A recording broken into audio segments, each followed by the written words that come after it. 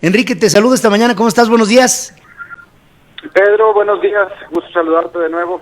Igualmente.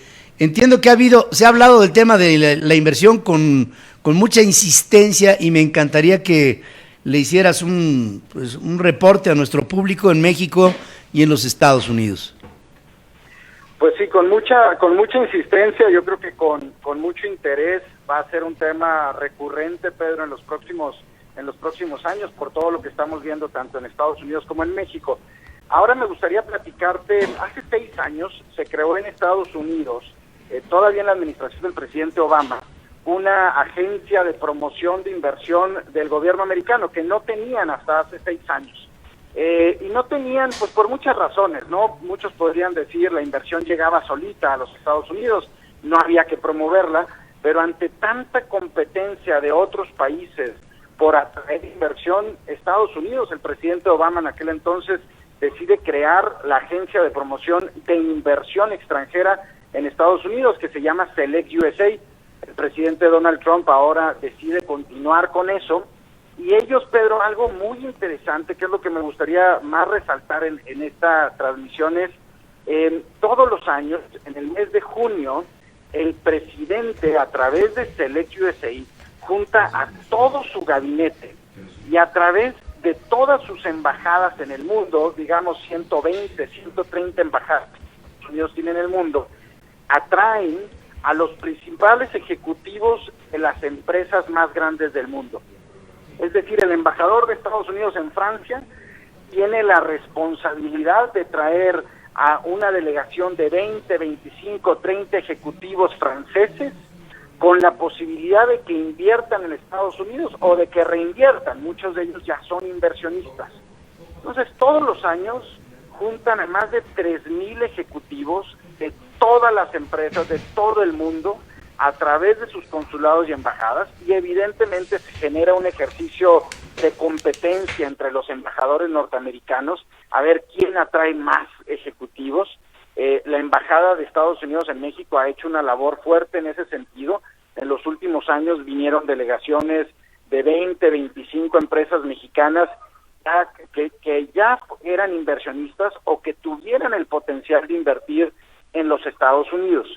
Esa es una estrategia que Estados Unidos ha estado siguiendo muy fuerte, pero es su presidente y todo el gabinete quien a lo largo de 2 días dan, digamos, una refrescada de todos los temas. Alguien en la Secretaría de Comercio por acá me dijo el fin de semana que un tema central de esta reunión, que va a ser el 10 de junio, va a ser las tarifas, ¿no? Los aranceles que han impuesto no solamente a China, sino a otros países, y cómo las inversiones o cómo los inversionistas de otras partes del mundo pueden aprovechar o deben de aprovechar esos aranceles para producir en Estados Unidos.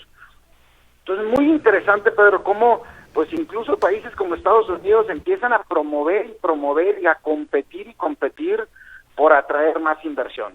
Esta agencia de promoción de inversión, que depende de la Secretaría de Comercio en los Estados Unidos, dice que desde su creación hace 6 años han atraído 50 billones de dólares y que solamente en el 2018, el año pasado, atrajeron 20 billones de dólares. Facilitaron la inversión por 20 billones de dólares.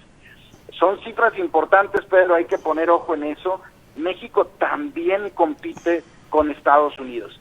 Quizá no, regularmente lo vemos país contra país, pero cuando lo vemos estado contra estado, es decir, cuando vemos a Nuevo León compitiendo con Texas por una inversión de Toyota, por ejemplo, ahí hay una competencia muy fuerte. Hay que verlo a veces municipio por municipio, estado por estado.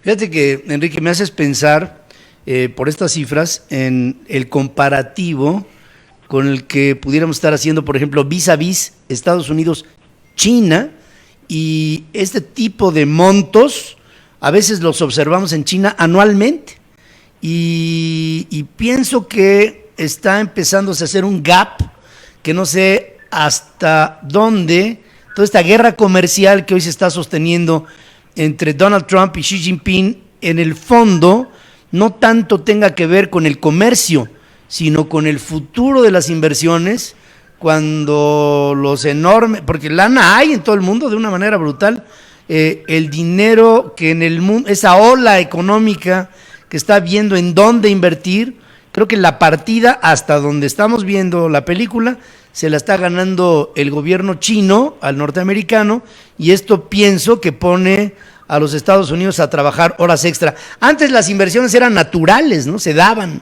Hoy las inversiones tienen que ser promovidas, y pienso que ahí esta reflexión que nos dejas de los Estados Unidos tendría mucho que ver con el trabajo que debe de hacer México para promover estas inversiones, hoy que estuvo ausente en Davos, por ejemplo, y que ya no tenemos un ProMéxico, por decirte algo, como esta ausencia general de lo que estamos viendo de nuestro país en el concurso de los grandes capitales, Enrique.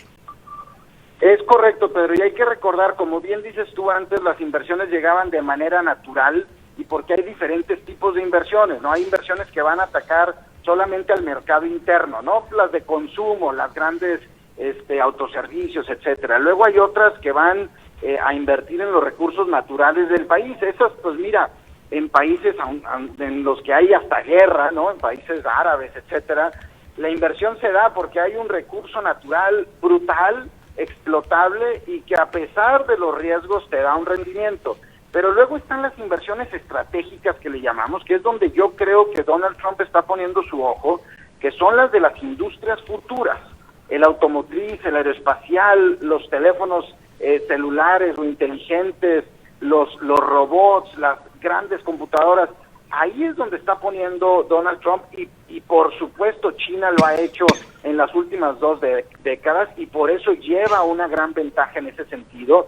Hoy escuchaba también Donald Trump está poniendo un arancel a los celulares inteligentes venidos de China, importados desde China, y es por eso, ¿no? Porque quiere empezar nuevamente a producir en los Estados Unidos algo que se perdió hace décadas. Esas son las industrias del futuro. Ahí es donde los capitales están viendo apostar, y están viendo qué regiones, qué países, qué estados, qué municipios van a ser los más atractivos en un futuro. Estás poniendo justamente el acento en donde se está gestando la verdadera lucha comercial y potencial hacia adelante en lo que llamamos aquí las empresas del siglo XXI. Fíjate, una lucha concentrada importantísima es este paso adelante en el 5G, en donde 2 enormes grupos, uno norteamericano y uno chino, estarán luchando por competir en lo que serán todas estas movilidades automáticas, los autos manejados sin chofer, y todo esto, la instalación de miles de millones de pequeños aparatos 5G en todas las ciudades, en todo el planeta Tierra. Yo creo que ahí está esta lucha comercial dentro de la conectividad en el mundo entre China y los Estados Unidos. Se gesta esta competencia junto con la inteligencia artificial, que van de la mano en un crecimiento de lo que cambiará la forma de vivir de los seres humanos en el presente y para el futuro, por supuesto, inmediato. Enrique, como siempre, gracias por tu reflexión. Se nos hace importantísima esta reflexión sobre lo estratégico que deben de seguir los países en sus pautas de inversión extranjera. Gracias y te saludo, te mando un abrazo.